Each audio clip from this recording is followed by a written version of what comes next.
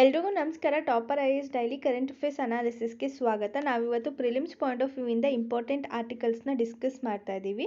So ಮೊದಲನೇ article ಬಂದುಬಿಟ್ಟು economic criteria ಬಗ್ಗೆ ಡಿಸ್ಕಸ್ ಮಾಡ್ತಿದ್ದೀವಿ. ಅಂದರೆ ಈಗ ಕ್ರಿಮಿ ಲೇಯರ್ನ ಏನಕ್ಕೆ ರಿಸರ್ವೇಷನ್ಗೋಸ್ಕರ ಯೂಸ್ ಮಾಡ್ತೀವಿ, ಅದನ್ನು ಸೋಲ್ ಬೇಸಿಸ್ ಆಗಿ ಅದಕ್ಕೆ ಎಕನಾಮಿಕ್ ಕ್ರೈಟೀರಿಯಾನ ಸೋಲ್ ಬೇಸಿಸ್ ಆಗಿ ತಗೊಳ್ಬಾರ್ದು ಅಂತ ಹೇಳಿ ಇಲ್ಲಿ ಒಂದು ಆರ್ಟಿಕಲ್ ಇದೆ. ಅಂದರೆ ಈಗ ಫಾರ್ ಎಕ್ಸಾಂಪಲ್ ಈಗ 8 ಲಕ್ಷಕ್ಕಿಂತ ಜಾಸ್ತಿ ಇರೋರು OBC ರಿಸರ್ವೇಷನಲ್ಲಿ ಬರಲ್ಲ ಅಂತ ಹೇಳಿ ಹೇಳ್ತಿದ್ದಾರೆ ಇನ್ಕಮ್ಮು. ಸೊ ಇದನ್ನು ಒಂದನ್ನೇ ಸೋಲ್ ಬೇಸಿಸ್ ಆಗಿ ತೊಗೊಳ್ಬಾರ್ದು, ಇದ್ರ ಜೊತೆಗೆ ಬೇರೆ ಬೇರೆ ಕ್ರೈಟೀರಿಯಾಸ್ನು ಯೂಸ್ ಮಾಡಬೇಕು. ಸೋಷಿಯಲ್ ಕ್ರೈಟೀರಿಯಾಸ್ ಇರ್ಬೋದು, ಅದರ್ ಕ್ರೈಟೀರಿಯಾಸ್ನು ಯೂಸ್ ಮಾಡಬೇಕಂತ ಹೇಳಿ ಇಲ್ಲಿ ಹೇಳ್ತಿದ್ದಾರೆ. ಈಗ ಸುಪ್ರೀಂ ಕೋರ್ಟ್ ಏನಂತ ಹೇಳ್ತಿದೆ ಅಂದರೆ ಟ್ಯೂಸ್ಡೇ ಈ ಒಂದು ಎಕನಾಮಿಕ್ ಕ್ರೈಟೀರಿಯಾ ಏನಿದೆ ಅದನ್ನು ಸೋಲ್ ಬೇಸಿಸ್ ಆಗಿ ಯೂಸ್ ಮಾಡಬಾರ್ದು. ಏನಕ್ಕೋಸ್ಕರ ಅಂದರೆ ಬ್ಯಾಕ್ವರ್ಡ್ ಕಮ್ಯುನಿಟೀಸ್ನ ಐಡೆಂಟಿಫೈ ಮಾಡೋದಕ್ಕೆ, ಎಸ್ಪೆಷಲಿ ಕ್ರಿಮಿ ಲೇಯರ್ನ ಐಡೆಂಟಿಫೈ ಮಾಡೋದಕ್ಕೆ ಈ ಒಂದು ಎಕನಾಮಿಕ್ ಕ್ರೈಟೀರಿಯಾನ ಸೋಲ್ ಬೇಸಿಸ್ ಆಗಿ ಯೂಸ್ ಮಾಡಬಾರ್ದು ಅಂತ ಸುಪ್ರೀಂ ಕೋರ್ಟ್ ಹೇಳ್ತಾ ಇದೆ. ಸೋಷಿಯಲ್ ಅಡ್ವಾನ್ಸ್ಮೆಂಟು ಮತ್ತು ಹೈಯರ್ ಎಂಪ್ಲಾಯ್ಮೆಂಟನ್ನು ಕ್ರಿಯೇಟ್ ಮಾಡಬೇಕು ಗೌರ್ಮೆಂಟ್ ಸರ್ವಿಸಸಲ್ಲಿ. ಮತ್ತು ಅದಕ್ಕೋಸ್ಕರ ಇದು ತುಂಬ ಇಂಪಾರ್ಟೆಂಟ್ ರೋಲ್ನ ಪ್ಲೇ ಮಾಡುತ್ತೆ. ಈಗ ಫಾರ್ ಎಕ್ಸಾಂಪಲ್ ಈಗ ಬ್ಯಾಕ್ವರ್ಡ್ನೆಸ್ ರಿಸರ್ವೇಷನ್ನ ಏನಕ್ಕೋಸ್ಕರ ಕೊಡ್ತಿದ್ದೀವಿ, ಸೊ ಅವರು ಬೇರೆಯವರಿಗೆ ಹೋಲಿಸಿದ್ರೆ ಶೈನೆಸ್ ಜಾಸ್ತಿ ಇರುತ್ತೆ.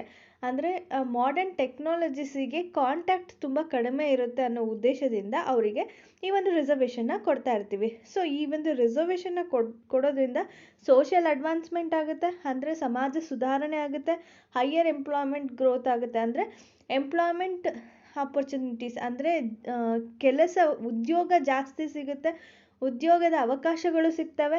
ಸೊ ಹಾಗಾಗಿ ಏನಾಗುತ್ತೆ, ಇದು ಸಮಾಜದ ಉದ್ಧಾರಕ್ಕೆ ಹೆಲ್ಪ್ ಮಾಡುತ್ತೆ ಅಂತಲೇ ಹೇಳ್ಬೋದು. ಸೊ ಅದಕ್ಕೋಸ್ಕರ ಈಗ ಒಬ್ಬ ವ್ಯಕ್ತಿ ಈ ಒಂದು ಬ್ಯಾಕ್ವರ್ಡ್ ಕಮ್ಯುನಿಟೀಸ್ಗೆ ಸೇರಿದಾರೋ ಇಲ್ವೋ ಅಂತ ಐಡೆಂಟಿಫೈ ಮಾಡಬೇಕು ಅಂದರೆ ಅದಕ್ಕೆ ಕ್ರಿಮಿ ಲೇಯರ್ನ ಯೂಸ್ ಮಾಡ್ಕೊಳ್ತಿದ್ದಾರೆ.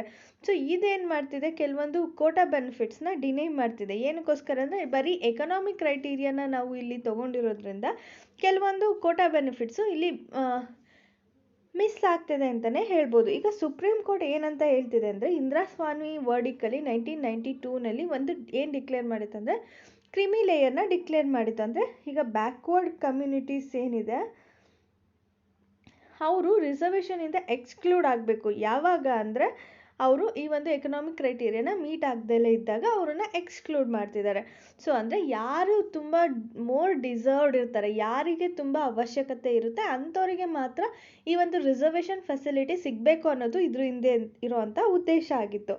ಸೊ ಕೋರ್ಟು ಇನ್ನೊಂದು ಪೆಟಿಷನ್ನಲ್ಲಿ ಏನು ಹೇಳಿತ್ತಂದರೆ ಈಗ August 17, 2016 ಮತ್ತು August 28, 2018ನಲ್ಲಿ ಹರಿಯಾಣ ಗೌರ್ಮೆಂಟು ಏನು ಮಾಡುತ್ತೆ, ಬ್ಯಾಕ್ವರ್ಡ್ ಕ್ಲಾಸಸ್ನ ಸಬ್ ಕ್ಲಾಸಿಫೈ ಮಾಡುತ್ತೆ. ಅದು ಕೂಡ ಎಕನಾಮಿಕ್ ಬೇಸಿಸ್ ಮೇಲೆ, ಅದು ಕೂಡ ಕ್ರಿಮಿ ಲೇಯರ್ನ ಫಿಕ್ಸ್ ಮಾಡೋದ್ರ ಮೂಲಕ. ಸೊ ಇದನ್ನು ಕೂಡ ಕೋರ್ಟಲ್ಲಿ ಚಾಲೆಂಜ್ ಮಾಡ್ತಾರೆ. ಇಂದಿರಾಸ್ವಾಮಿ ಜಡ್ಜ್ಮೆಂಟ್ ಬಗ್ಗೆ ನಾವು ಕೆಲವೊಂದು ಪಾಯಿಂಟ್ಸನ್ನು ತಿಳ್ಕೊಳ್ಬೇಕಂದ್ರೆ ಇದನ್ನು ಇವಾಗ 1992ನಲ್ಲಿ ಸುಪ್ರೀಂ ಕೋರ್ಟ್ ಒಂದು ವರ್ಡಿಕ್ಟನ್ನು ಕೊಟ್ಟಿರುತ್ತೆ. ಏನಂದರೆ ಗೌರ್ಮೆಂಟ್ ಆರ್ಡರ್ನ ಅಪ್ಹೋಲ್ಡ್ ಮಾಡುತ್ತೆ ಇದು. ಅಂದರೆ ಕ್ಯಾಸ್ಟನ್ನ ಒಂದು ಬ್ಯಾಕ್ವರ್ಡ್ನೆಸ್ಸನ್ನು ಇಂಡಿಕೇಟ್ ಮಾಡೋದಕ್ಕೆ ಅಕ್ಸೆಪ್ಟಬಲ್ ಅಂತ ಹೇಳಿ ಡಿಸೈಡ್ ಮಾಡುತ್ತೆ. Caste was an acceptable indicator of backwardness. ಅಂದರೆ ಈಗ ಫಾರ್ ಎಕ್ಸಾಂಪಲ್ ತುಂಬ ಹಿಂದಿನ ಕಾಲದಂದು ಕೆಲವೊಂದು ಕ್ಯಾಸ್ಟ್ ಅಂದರೆ ಜಾತಿಯ ವರ್ಗಕ್ಕೆ ಸೇರಿರುವಂಥ ಜನರನ್ನು ನಾವು ಎಲ್ಲ ಅವಕಾಶಗಳಿಂದ ವಂಚಿತಗೊಳಿಸಿ ಅವರನ್ನು ಬೇರೆ ಗುಂಪುಗಳಿಂದ ದೂರನೇ ಇಟ್ಕೊಂಡು ಬಂದಿದ್ದೀವಿ. ಇಂಥವ್ರಿಗೆ ಏನಾಗಿರುತ್ತೆ, ಅವರ ಡೆವಲಪ್ಮೆಂಟಲ್ ಆ್ಯಕ್ಟಿವಿಟೀಸ್ನಲ್ಲಿ ಬ್ಯಾಕ್ವರ್ಡ್ನೆಸ್ನ ನಾವು ಅಬ್ಸರ್ವ್ ಮಾಡ್ತೀವಿ. ಸೊ ಇಂಥ ಒಂದು ವರ್ಗಕ್ಕೆ ಸೇರಿರುವಂಥ ಜನರಿಗೆ ನಾವು ರಿಸರ್ವೇಷನ್ ಕೊಡೋದು ಒಂದು ಒಳ್ಳೆಯ ಉದ್ದೇಶ, ಅವರನ್ನು ಮುಂದೆ ತರೋಕ್ಕೆ ಮಾಡುವಂಥ ಒಂದು ಪ್ರಯತ್ನ ಅಂತಲೇ ಹೇಳ್ಬೋದು. ಸೊ ಅದಕ್ಕೆ ಸುಪ್ರೀಂ ಕೋರ್ಟ್ ಕೂಡ ಸಪೋರ್ಟ್ ಮಾಡಿದೆ. ಮತ್ತು ಇನ್ನೊಂದು ಏನಾಗುತ್ತೆ, ರೆಕಮೆಂಡೇಷನ್ ಏನಂತ ಕೊಡ್ತಿದೆ ಅಂದರೆ ಈ ಒಂದು ರಿಸರ್ವೇಷನ್ ಫಾರ್ OBC ಇದೆಯಲ್ಲ ಸೆಂಟ್ರಲ್ ಗೌರ್ಮೆಂಟಲ್ಲಿ, ಅದು ಕೂಡ ಸೆಂಟ್ರಲ್ ಗೌರ್ಮೆಂಟ್ ಸರ್ವಿಸಲ್ಲಿ ಅದನ್ನು ಯಾವಾಗ ಇಂಪ್ಲಿಮೆಂಟ್ ಮಾಡ್ತಾರೆ ಅಂದರೆ 1992ನಲ್ಲಿ. ಸೊ ಅಂದರೆ ಈ 1992ನಲ್ಲಿ ಈ ಒಂದು ಸೆಂಟ್ರಲ್ ಗೌರ್ಮೆಂಟ್ ಸರ್ವಿಸಸಲ್ಲಿ OBCಗೆ ರಿಸರ್ವೇಷನ್ನ ಇಂಪ್ಲಿಮೆಂಟ್ ಮಾಡ್ತಾರೆ ಫಸ್ಟ್ ಟೈಮು 1992ನಲ್ಲಿ. ಅದು ಇಂದಿರಾಸ್ವಾಮಿ ಜಡ್ಜ್ಮೆಂಟ್ ಆದಮೇಲೆ. ಸೊ ಇದು ರಿಸರ್ವೇಷನ್ ಬಗ್ಗೆ ನಾವು ಡೀಟೇಲಾಗಿ ಮೇನ್ಸ್ ಅನಾಲಿಸಿಸಲ್ಲಿ ನಾವು ಡಿಸ್ಕಸ್ ಮಾಡಿದ್ವಿ. You can go through it once again. Next ಆರ್ಟಿಕಲಿಗೆ ಹೋಗೋದಾದರೆ India pipes U S as a hub for manufacturing.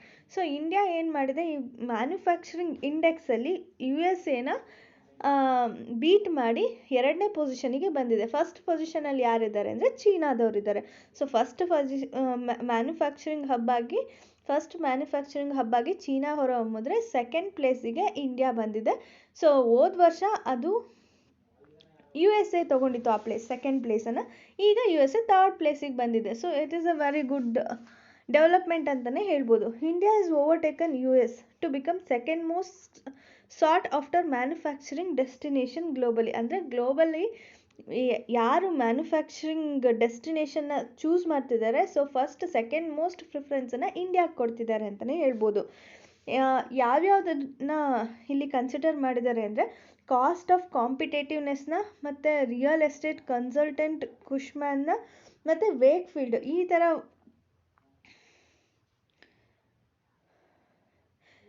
So ಇವ್ರು ಚೂಸ್ ಮಾಡಿರೋಂತಹ ಇಂಡಿಕೇಟರ್ ಬಂದಿದ್ದು ಕಾಸ್ಟ್ ಕಾಂಪಿಟೇಟಿವ್ನೆಸ್, ಆಯಿತಾ.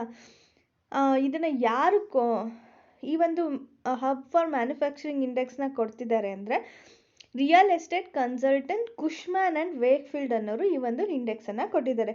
ಚೀನಾ ಟಾಪ್ ಮೋಸ್ಟ್ ಪೊಸಿಷನಲ್ಲಿದ್ದರೆ ಸೆಕೆಂಡ್ ಪ್ಲೇಸಲ್ಲಿ ಇಂಡಿಯಾ ಇದೆ. ಸೊ 2021 ಗ್ಲೋಬಲ್ ಮ್ಯಾನುಫ್ಯಾಕ್ಚರಿಂಗ್ ರಿಸ್ಕ್ ಇಂಡೆಕ್ಸನ್ನು ಪ್ರಕಾರ ಇದನ್ನು ನಾವು ಹೇಳ್ಬೋದು. So most advantageous location for manufacturing among 47 countries. So ಇವರು 47 ಕಂಟ್ರೀಸ್ನ ಚೂಸ್ ಮಾಡ್ಕೊಂಡಿದ್ದಾರೆ. ಆ ಒಂದು 47 ಕಂಟ್ರೀಸಲ್ಲಿ ಇಂಡಿಯಾ 2ನೇ ಪೊಸಿಷನಲ್ಲಿದೆ. ಎಲ್ಲರೂ ಚೂಸ್ ಮಾಡೋ ಅಂಥ ಒಂದು ಮೋಸ್ಟ್ ಅಡ್ವಾಂಟೇಜಿಯಸ್ ಮ್ಯಾನುಫ್ಯಾಕ್ಚರಿಂಗ್ ಪ್ಲೇಸ್ ಅಂದರೆ India. First China, second India ಅಂತಲೇ ಹೇಳ್ಬೋದು. ಸೊ ಈ ಒಂದು ರ್ಯಾಂಕನ್ನು ಡಿಟರ್ಮೈನ್ ಮಾಡೋದಕ್ಕೆ 4 ಪ್ಯಾರಾಮೀಟರ್ಸ್ನ ಕನ್ಸಿಡರ್ ಮಾಡ್ತಾರೆ. ಒಂದು, countries capability to restart manufacturing. ಅಂದರೆ ಮ್ಯಾನುಫ್ಯಾಕ್ಚರಿಂಗ್ನ ರೀಸ್ಟಾರ್ಟ್ ಮಾಡೋಷ್ಟು ಕೆಪಾಸಿಟಿ ಯಾವ ಕಂಟ್ರಿಗೆ ಹೆಚ್ಚು ಇದೆ ಅಂತ ನೋಡ್ತಾರೆ. ಸೆಕೆಂಡ್ ಥಿಂಗು, ಬಿಸ್ನೆಸ್ ಎನ್ವಿರಾನ್ಮೆಂಟ್ ಹೇಗಿದೆ, ಫ್ರೆಂಡ್ಲಿ ಇದೆಯಾ, ತುಂಬ ರಿಸ್ಟ್ರಿಕ್ಷನ್ ಇದೆಯಾ, ಗೌರ್ಮೆಂಟ್ ಯಾವ ರೀತಿಯಾಗಿ ಫೆಸಿಲಿಟೀಸ್ನ ಕೊಡ್ತಾ ಇದೆ ಅನ್ನೋದನ್ನು ನೋಡುತ್ತೆ. ಥರ್ಡ್ ಆಪ್ಷನ್ ಬಂದರೆ ಆಪರೇಟಿಂಗ್ ಕಾಸ್ಟ್. ಈಗ ಅಂದರೆ ಕಾಸ್ಟ್ ಆಫ್ ಪ್ರೊಡಕ್ಷನ್. ಈಗ ಫಾರ್ ಎಕ್ಸಾಂಪಲ್ ಒಂದು ಬಿಸ್ನೆಸ್ನ ಎಸ್ಟಾಬ್ಲಿಷ್ ಮಾಡಬೇಕಂದ್ರೆ ಅಲ್ಲಿ ಸೈಟ್ಸ್ ಎಷ್ಟು, ಬಿಲ್ಡಿಂಗ್ ರೆಂಟ್ ಎಷ್ಟು, ಇಲ್ಲ ಬಿಲ್ಡಿಂಗ್ ಕನ್ಸ್ಟ್ರಕ್ಟ್ ಮಾಡಬೇಕು ಅಂದರೆ ಕನ್ಸ್ಟ್ರಕ್ಷನ್ ಕಾಸ್ಟ್ ಎಷ್ಟಾಗುತ್ತೆ, ಲೇಬರ್ ಕಾಸ್ಟ್ ಎಷ್ಟು, ಮತ್ತು ಅಲ್ಲಿ ಮಿಷಿನ್ಸ್ನ ಆಪರೇಟ್ ಮಾಡೋದಕ್ಕೆ ಬೇಕಾಗಿರುವಂಥ ಎಲೆಕ್ಟ್ರಿಸಿಟಿ ಇರ್ಬೋದು. ಈ ರೀತಿಯಾದಂಥ ಆಪರೇಷನ್ ಕಾಸ್ಟ್ ಎಷ್ಟಾಗುತ್ತೆ, ಮತ್ತು ರಿಸ್ಕ್ ಎಷ್ಟಿದೆ, ಅಲ್ಲಿ ಎಷ್ಟು ಸೇಫ್ ಇದೆ ಆ ಬಿಸ್ನೆಸ್ನ ಎಸ್ಟಾಬ್ಲಿಷ್ ಮಾಡೋದಕ್ಕೆ, ಎಷ್ಟು ಪ್ರೊಟೆಕ್ಟಿವ್ ಆಗಿದೆ, ಗೌರ್ಮೆಂಟ್ ಎಷ್ಟು ಪ್ರೊಟೆಕ್ಷನ್ನ ಕೊಡುತ್ತೆ ಅನ್ನೋದನ್ನ ಎಲ್ಲ ನೋಡಿದಾಗ ನಮಗೆ ಈ ಒಂದು ಮ್ಯಾನುಫ್ಯಾಕ್ಚರಿಂಗ್ ಹಬ್ ಅಂತ ಅಂದಾಗ, ಸೊ ಅಂದರೆ ಗ್ಲೋಬಲ್ ಮ್ಯಾನುಫ್ಯಾಕ್ಚರಿಂಗ್ ರಿಸ್ಕ್ ಇಂಡೆಕ್ಸಲ್ಲಿ India second most better country ಅಂತಲೇ ಹೇಳ್ಬೋದು. ನೆಕ್ಸ್ಟ್ ಆರ್ಟಿಕಲಿಗೆ ಹೋಗೋದಾದರೆ centre allows soya cake imports till October. ಅಂದರೆ ಸೋಯಾ ಕೇಕನ್ನು ಇಂಪೋರ್ಟ್ ಮಾಡ್ಕೊಳ್ಳೋದಕ್ಕೆ ಅಕ್ಟೋಬರ್ವರೆಗೂ ಪರ್ಮಿಷನ್ ಕೊಟ್ಟಿದೆ. ಅಂದರೆ ಸೋಯಾಬೀನ್ ಪ್ರೈಸಸ್ಸು ರೈಸ್ ಆಗ್ತಾ ಇದೆ. ಸೊ ಇದರಿಂದ ಏನಾಗ್ತಿದೆ, ಪೌಲ್ಟ್ರಿ ಇಂಡಸ್ಟ್ರಿ ಕಾಸ್ಟು ಜಾಸ್ತಿ ಆಗ್ತಿದೆ. ಸೊ ಅದಕ್ಕೋಸ್ಕರ ಸೆಂಟರ್ ಏನು ಮಾಡ್ತಿದೆ, ಇಂಪೋರ್ಟ್ ಮಾಡ್ಕೊಳ್ಳೋದಕ್ಕೆ ಅವಕಾಶ ಮಾಡಿಕೊಡ್ತಿದೆ. 1.2 million metric tons of crushed ಮತ್ತು de oil genetically modified soya ಕೇಕ್ನ ಅಕ್ಟೋಬರ್ 31, 2021ವರೆಗೂ ಇಂಪೋರ್ಟ್ ಮಾಡ್ಕೊಳ್ಳೋದಕ್ಕೆ ಸೆಂಟ್ರಲ್ ಗೌರ್ಮೆಂಟ್ ಪರ್ಮಿಷನ್ ಕೊಟ್ಟಿದೆ. ಈ ಒಂದು ಡೆವಲಪ್ಮೆಂಟ್ ಏನಿದೆ, ಇದೇನು ಅಸ್ಯೂಮ್ ಮಾಡ್ತಿದೆ ಅಂದರೆ ಪ್ರೋಟೀನ್ ಸೋರ್ಸಸ್ ಲೈಕ್ ಈಗ ಫಿಶ್ ಇರ್ಬೋದು, ಮೀಟ್ ಇರ್ಬೋದು, ಅಥವಾ ಮಿಲ್ಕ್ ಇರ್ಬೋದು, ಇವರು ಇದರಲ್ಲಿ ಹೈ ಇನ್ಫ್ಲೇಷನ್ನ ಅಬ್ಸರ್ವ್ ಮಾಡ್ತಿದ್ದೀವಿ. ಏನಕ್ಕೋಸ್ಕರ ಈ ಒಂದು ಹೈ ಇನ್ಫ್ಲೇಷನ್ ಆಗ್ತಿದೆ ಅಂದರೆ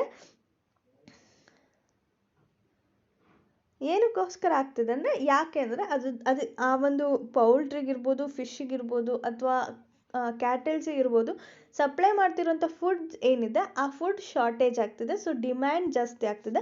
ಡಿಮ್ಯಾಂಡ್ ಜಾಸ್ತಿ ಆಗ್ತಿರೋದ್ರಿಂದ ಅದಕ್ಕೆ ರೇಟ್ ಜಾಸ್ತಿ ಆಗ್ತಿದೆ. ಇದರಿಂದ ಏನಾಗ್ತಿದೆ, ಇನ್ಫ್ಲೇಷನ್ ಅಂದರೆ ಡಿಮ್ಯಾಂಡ್ ಡ್ರೈವನ್ ಇನ್ಫ್ಲೇಷನ್ ನಾವಿಲ್ಲಿ ಅಬ್ಸರ್ವ್ ಮಾಡ್ತಾ ಇದ್ದೀವಿ. ಸೊ ಅದಕ್ಕೋಸ್ಕರ ಈ ಒಂದು ಇಂಪೋರ್ಟಿಗೆ ಅಲೋ ಮಾಡಿದ್ದಾರೆ. ಸೋಯಾಬೀನ್ ಮೀಲು ಒಂದು ಎಸೆನ್ಷಿಯಲ್ ರಾ ಮೆಟೀರಿಯಲು ಪೌಲ್ಟ್ರಿ ಇಂಡಸ್ಟ್ರಿಗೆ. ಸೊ ಇದರಿಂದ ಏನಾಗ್ತದೆ, ಪ್ರೈಸಸ್ ಏನಾಗ್ತದೆ, ಡಬಲ್ ಆಗ್ತದೆ. ಪಾಸ್ಟ್ ಕಪಲ್ ಆಫ್ ಮಂತ್ಸಲ್ಲಿ ಈ ಒಂದು prices of soyabean meal double ಆಗಿದೆ. ಸೊ ಅದಕ್ಕೋಸ್ಕರ ಏನು ಮಾಡ್ತಿದ್ದಾರೆ, national poultry breeders breeders body ಏನಿದೆ ಗೌರ್ಮೆಂಟಿಗೆ ಅಪ್ರೋಚ್ ಮಾಡಿದೆ. ಅಂದರೆ 1.5 million tons of genetically modified soyabean ಮೀಲ್ನ ಇಂಪೋರ್ಟ್ ಮಾಡ್ಕೊಳ್ಳೋದಕ್ಕೆ ಪರ್ಮಿಷನ್ ಕೊಡಿ ಅಂತ. ಸೊ ಹಾಗಾಗಿ ಸೆಂಟ್ರಲ್ ಗೌರ್ಮೆಂಟು ಇದಕ್ಕೆ ಪರ್ಮಿಷನನ್ನು ಕೊಟ್ಟಿದೆ. ಸೊ ನೆಕ್ಸ್ಟ್ ಆರ್ಟಿಕಲಿಗೆ ಹೋಗೋದಾದರೆ G7 grouping on Afghanistan crisis. So ಈ ಒಂದು ಅಫ್ಘಾನಿಸ್ತಾನ್ ಕ್ರೈಸಿಸ್ ಏನಾಗ್ತಿದೆ ಅದಕ್ಕೆ G7 ಗ್ರೂಪಿಂಗು ಕೆಲವೊಂದು ರೆಕಮೆಂಡೇಷನ್ನ ಕೊಡ್ತಾ ಇದೆ. ಅಂದರೆ ಈ ಒಂದು 7 ಗ್ರೂಪ್ ಕಂಟ್ರೀಸ್ ಏನಿದೆ ಇದು ಒಂದು ಎಮರ್ಜೆನ್ಸಿ ಟಾಕ್ಸ್ನ ಅರೇಂಜ್ ಮಾಡ್ತಿದೆ ಅಫ್ಘಾನಿಸ್ತಾನ್ ಜೊತೆಗೆ. ಅಫ್ಘಾನಿಸ್ತಾನ್ ಕ್ರೈಸಿಸ್ ಬಗ್ಗೆ ಒಂದು ಎಮರ್ಜೆನ್ಸಿ ಟಾಕ್ಸ್ನ ಅರೇಂಜ್ ಮಾಡಿದೆ. ಸೊ ಅಂದರೆ ಅನಾನಿಮಸ್ಲಿ ಅಗ್ರೀಡ್ ಆಗಿದೆ. ಏನಕ್ಕೋಸ್ಕರ ಅಂದರೆ Taliban will held accountable for it's action in war torn country on. So ಅಂದರೆ ಈ ಒಂದು ತಾಲಿಬಾನು ರೆಸ್ಪಾನ್ಸಿಬಿಲಿಟೀಸ್ನ ತೊಗೊಳ್ಬೇಕು. ಏನಕ್ಕೋಸ್ಕರ ಅಂದರೆ ಹ್ಯೂಮನ್ ರೈಟ್ಸ್ನ ಪ್ರೊಟೆಕ್ಟ್ ಮಾಡಬೇಕು, ಟೆರರಿಸಮ್ನ ಪ್ರಿವೆಂಟ್ ಮಾಡಬೇಕು, ಮತ್ತು Islamist group guarantee safe passage for those who want to flee from Kabul after August 31.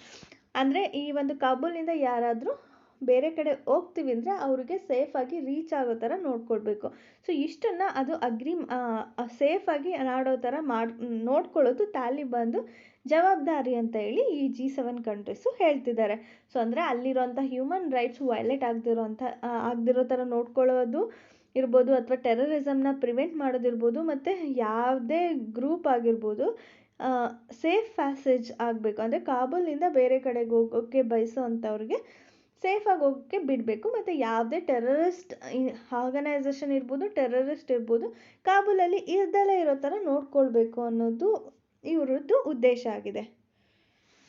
So G7 ಅಂದರೆ ಏನು? ಇದೊಂದು ಇಂಟರ್ ಗೌರ್ಮೆಂಟಲ್ ಪೊಲಿಟಿಕಲ್ ಫೋರಮು. ಇದರಲ್ಲಿ ಕೆನಡಾ ಇದೆ, ಫ್ರಾನ್ಸ್ ಇದೆ, German, Italy, Japan, United Kingdom and United States ಇದೆ. ಸೊ ಇದರಲ್ಲಿ ವರ್ಲ್ಡ್ ಲಾರ್ಜೆಸ್ಟ್ IMF ಅಡ್ವಾನ್ಸ್ಡ್ ಎಕನಾಮೀಸ್ನ ನಾವು ನೋಡ್ಬೋದು, ಮತ್ತು ವೆಲ್ತಿಯೆಸ್ಟ್ ಲಿಬರಲ್ ಡೆಮೋಕ್ರಸೀಸ್ನ ನೋಡ್ಬೋದು. ಸೊ ಇದೊಂದು ಅಫಿಷಿಯಲಿ ಆರ್ಗನೈಸ್ಡ್ ಗ್ರೂಪ್ ಆಗಿರೋದ್ರಿಂದ ಸೊ ಇದು ಫ್ಲೂರಲಿಸಮ್ ವ್ಯಾಲ್ಯೂಸ್ನ ಶೇರ್ ಮಾಡುತ್ತೆ, ಮತ್ತು ರೆಪ್ರೆಸೆಂಟೇಟಿವ್ ಗೌರ್ಮೆಂಟನ್ನು ಕೂಡ ಇಲ್ಲಿ ರೆಪ್ರೆಸೆಂಟ್ ಮಾಡ್ತಾರೆ. So that's all for today. ನಿಮಗೆ ಇದರಲ್ಲಿ ಯಾವುದೇ ರೀತಿಯಾದಂಥ ಡೌಟ್ಸ್ ಇದ್ದರೆ ಕಮೆಂಟ್ ಸೆಕ್ಷನಲ್ಲಿ ಕೇಳ್ಬೋದು. ನಿಮಗೆ ಈ ಒಂದು ವಿಡಿಯೋ ಇಷ್ಟ ಆಗಿದ್ರೆ ಲೈಕ್ ಮಾಡಿ, ಶೇರ್ ಮಾಡಿ, ಕಮೆಂಟ್ ಮಾಡಿ, ಹಾಗೂ ಟಾಪರ್ IAS ಚಾನಲ್ನೆಲ್ಲ ಸಬ್ಸ್ಕ್ರೈಬ್ ಮಾಡ್ಕೊಳ್ಳಿ. Thank you all.